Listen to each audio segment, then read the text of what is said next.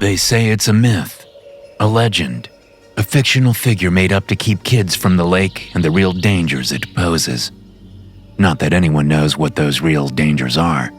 They're labeled suicides, accidental drownings, or boat accidents. But the bloody history of Lake Silverpine is no coincidence. We don't call it Lake Lost for nothing. I was on a camping trip with my father the first time I saw it. I was about 10. I knew the rumors about the lake then, and my father warned me not to go near it on my own. But I got bored as he struggled to light the fire, and I thought the view of the sunset on the lake would be worth the trouble I'd get into for sneaking away. And, let's be honest, I wanted to see the monster. I already promised my friends that I would return with a photo of it. We had a bet going, and I was set to win $20. There had been other photos over the years, but any idiot could tell those were fakes. I was going to get the real thing. My dad's back was towards me, so I grabbed his camera and a flashlight and left him to his muttered curses as flame failed to catch again and again. I could have helped him. I was an excellent Boy Scout after all, but this was my chance to go to the lake, and I wasn't sure I would get another. I walked as softly as I could, weaving between the trees until I could no longer see our bright orange tent. I paused for a moment, waiting to see if my father noticed my absence. But the only sounds in the forest were the hoot of a nearby owl and the crunch of leaves under my feet. With a relieved sigh, I kept going until the lake spread before me in all its glory. The sun hadn't dipped below the trees yet, and it lit the water like a plane of fire. I felt like I was looking into heaven itself, but there were no monsters in heaven, and there certainly was in Lake Silverpine. I sat down in a clearing and poised the camera on my knee. It was peaceful there, with the birds chattering in the air and the water lapping against the shore. I took a deep breath of fresh air and settled down to wait. The flaming orange and pink sky gave way to purple and blue as dusk approached, and still, I waited. When the stars came out, I knew my father would look for me, but I couldn't move. I couldn't tear my eyes from the water, because I knew with everything in me that I was going to see the monster. My eyes strained against the darkness, but the full moon shone over the water like a spotlight. I don't know how much time passed. It could have been minutes, but it felt like hours. Finally, when the camera slipped from my grasp and I started to doze off, a splash sounded. I jolted upright and repositioned the camera, making sure it was on and ready. I held my breath and stared intently at the water. Ripples cascaded from a spot halfway across the lake. Something rose from the surface. It was a head, followed by a lengthy neck. It looked like a tree sprouting from the water. It turned, and I could just make out its dark eyes staring at me. It was her, the Silverpine Serpent. The world seemed to freeze as we stared at one another. She was a dark color, blue or green maybe, I couldn't tell. Sharp protrusions rose from her head all along her neck. She was beautiful. She was real. A twig snapped somewhere behind me, and she whipped her head back beneath the surface, but not before I snapped a photo. It was slightly blurry as she was in motion, but it was unmistakably her. Euphoria swept over me as I stared at the photo and the spot where she'd been. Brian? I jumped as my dad's voice sounded behind me. What are you doing out here, son? I told you to stay by the campsite. I know, but It can get dangerous out here. You shouldn't wander off by yourself. I know, Dad, but... He continued to ignore me as he looked around nervously. We'll talk about this when we get back. You're in big trouble, mister. I saw it! It finally blurted out as I held up the camera. He frowned. You saw what? The Silverpine Serpent. She's real, Dad. Look. I handed him the camera, and he stared at it for a few seconds. Isn't it amazing? I told you she was real. He scoffed and roughly handed back the camera. That's just a log, son. What? I looked at the photo again. The monster's neck could be seen clearly arching towards the water, the protrusions rippling along her scales. What are you talking about? That's clearly her. My dad sighed and rubbed his face with his hand. I'd seen the gesture many times, usually when my mom was having a fit over something or other. Whatever you say, Brian. Let's just get back to the fire, assuming it's still lit after all this. He turned away without looking back. I suddenly realized how chilly the night was, and the euphoria melted away. I didn't mention the monster to him again that night. If he chose not to believe me, fine. But I had irrefutable proof, and I was going to show everyone. But it turned out my dad wasn't the only one who didn't believe me. My friends had a similar reaction when I showed them the printed photo. Total fake, they said. This looks like a log with leaves on it. No matter how much I shook my head and pointed out the details, they refused to believe it was her. At first, I thought they just said that because they didn't want to lose the bet. But when I sent the photo to the local newspaper, they replied with a scornful letter stating they had no interest in doctored photos. I was more convinced than ever that the Silverpine Serpent was real, but nobody else felt the same way. I was even called into the principal's office at school and reprimanded for lying to get attention. I'd never been so confused. But no matter what anyone said, I knew what I saw. The image of the monster was burned into my brain. She was real, and I vowed that someday I would prove it. Today is that day. Today is the day I prove that the Silverpine Serpent is real. After 20 years of studying and working hard, I'm finally conducting my own research investigation. I handpicked each member of my team, and we've been working on this project for over a year. We are determined to convince the Foundation of its existence. The younger ones are doing it to secure a promotion and rise in the ranks. But I'm doing it for myself. I'm doing it for that little boy who nobody believed, not even his own father. The sky is clear and the air is crisp as we set up on the edge of the lake, not far from where I saw the serpent. We've brought tents and supplies just in case, but technically, we have orders to leave by nightfall.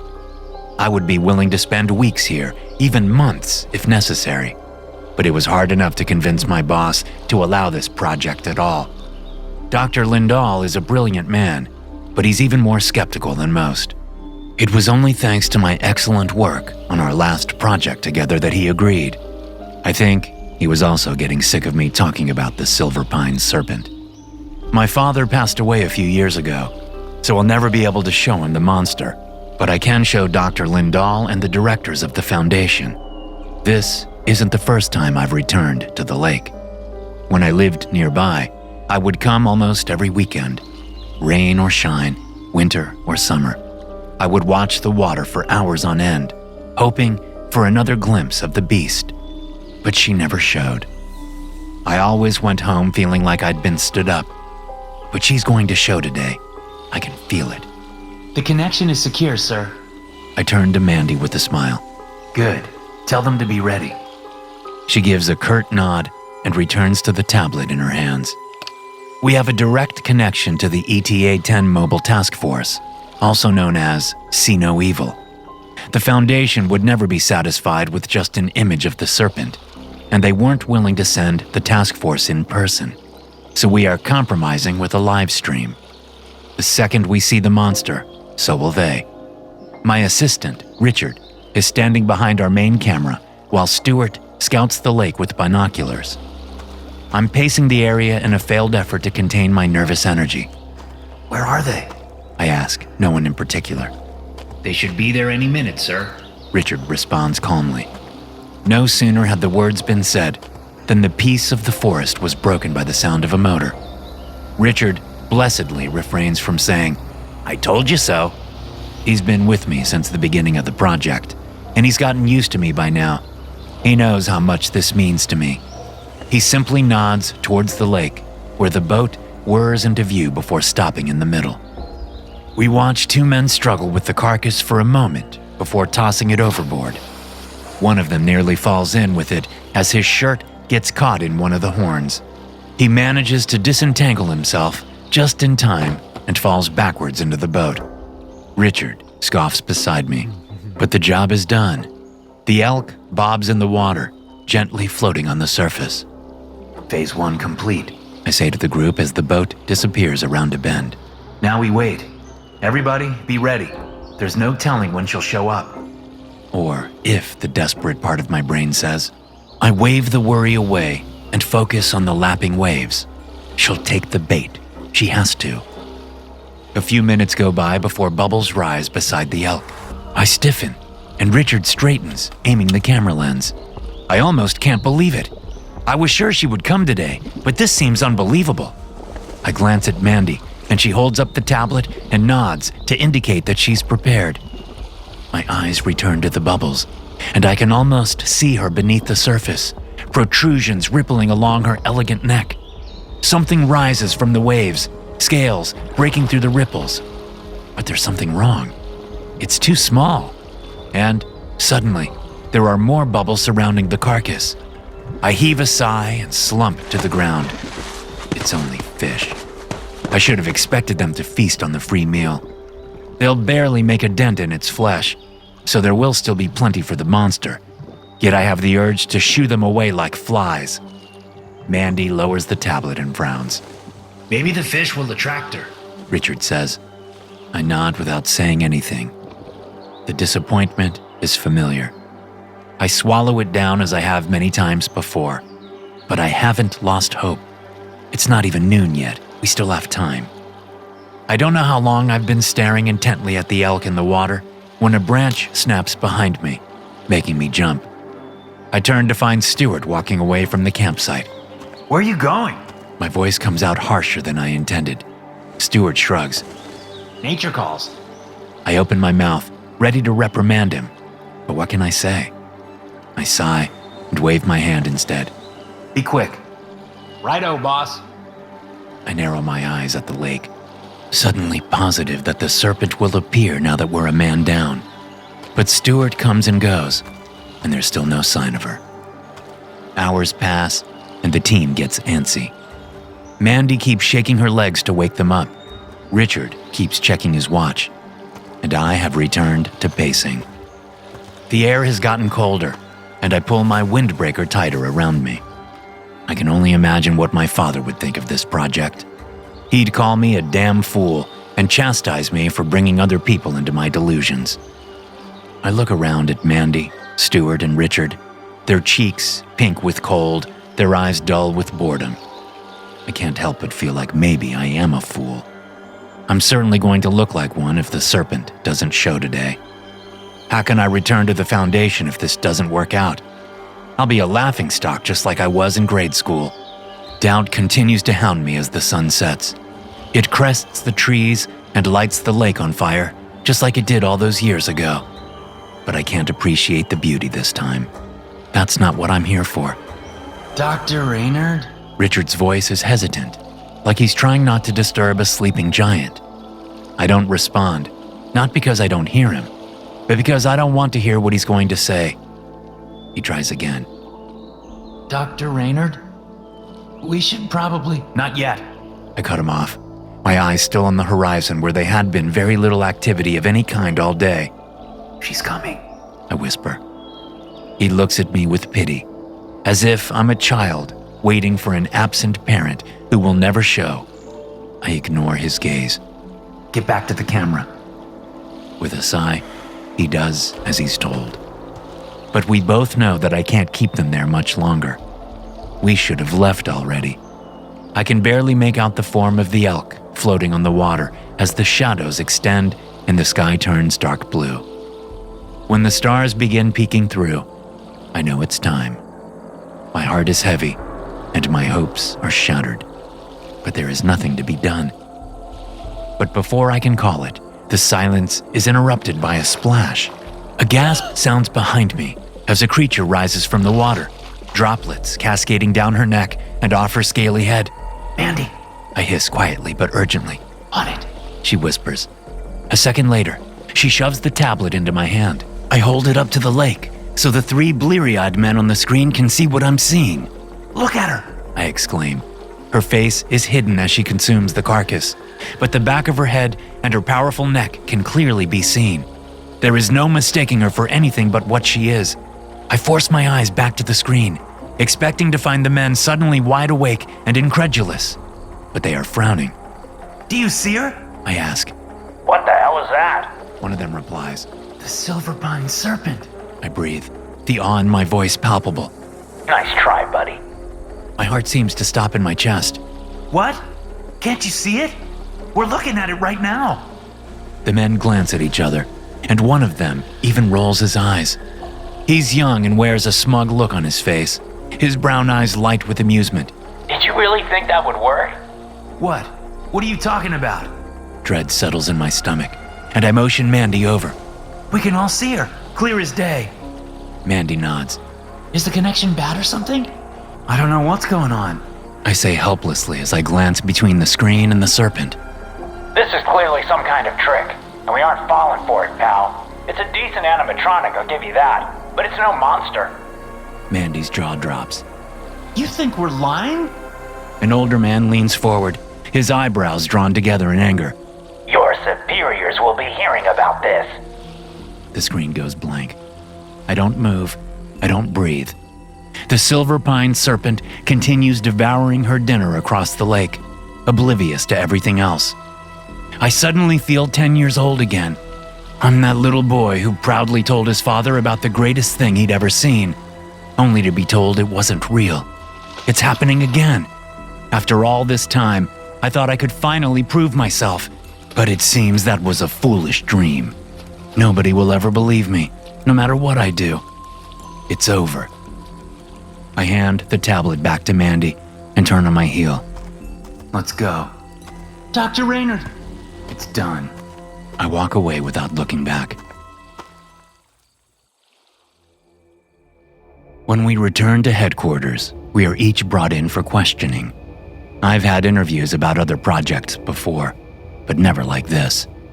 I usually give a detailed explanation of the experiment, exchange pleasantries with the interviewer, and go on my way. Not this time. What did you see in Lake Silverpine? The Silverpine Serpent. I respond. It's the 7th time I've been asked the question. This is my 3rd interview in 3 days. The first time, I defended the existence of the monster like a criminal on trial fighting for his innocence. The second time, I did the same, but with slightly less vigor. This time, the words slip out of my mouth automatically. I'm tired. Tired of being in this room with its 4 plain walls and cold metal table. Tired of talking about the serpent. Tired of being instructed to tell the truth over and over again. I don't even know what the truth is anymore. The interviewer, a cold man in his 60s, slides a photo towards me. What is this? My voice sounds bored as I reply. The Silverpine Serpent. You will not admit that this is an animatronic placed in the water for the purpose of promoting your project? I sigh and look at the photo again. It's dark but clear. The white antler of the elk carcass is sticking out of the water as a large creature looms above it. There is no sign of metal under the scales, and no indication of joints or screws. But the longer I stare at the picture, the more I understand how it could look fake. Dr. Raynard? I don't know. What was that? The man's blue eyes sharpen as he stares at me. I don't know. I repeat. You don't know what? I don't know what's real anymore. I say quietly. The more I think about it, the less sure I am about what I saw. What if, all this time, I was wrong? What if I've been chasing a fantasy my whole life? Everything I've worked for, everything I've dreamed of, it's all smoke and mirrors. None of it was ever real. The man nods, as if he's finally gotten through to me. I understand this is difficult, Dr. Raynard, but I need you to tell the truth now. Is the Silverpine Serpent real? I say the first answer that comes to mind. No. The water instantly freezes my calves as I wade through the shallows. Mud sinks under my feet and gathers between my toes. I creep in further, letting the gentle waves lap against my thighs, my stomach, my chest. I paddle to put some distance between me and the shore. I get lost in the motion and swim until I've reached the middle of the lake. I close my eyes and breathe in the silence. I spread out and bob along the surface, my exposed skin quickly erupting in goosebumps. I don't know if she'll show up or not, but either way, I'll be here. I'll be here until the sun sinks below the trees. I'll be here until the breath leaves my lungs. I'll be here until I know one way or another if it was all a dream. SCP-1933-EX was a supposed aquatic creature said to inhabit Lake Columbia in British Columbia, described as a dark blue, serpent-like being between 6 and 8 meters long, with a long neck, tail, and rows of leaf-like fins along its body. The lake was to be constantly monitored, and civilians were kept away under the guise of construction activity. Because of SCP-1933-EX's strong mimetic effects, removing it from the lake was considered impossible. Anyone claiming to have seen it was to receive Class A amnestics and be released, while researchers were deliberately kept uninformed until after first-hand observation. Individuals who accessed the documentation without prior exposure were instructed to immediately contact Dr. B. Raynard for amnestic treatment or supervised observation of the entity. To hear more stories like this, be sure to hit subscribe and turn notifications on. I'll see you in the next one.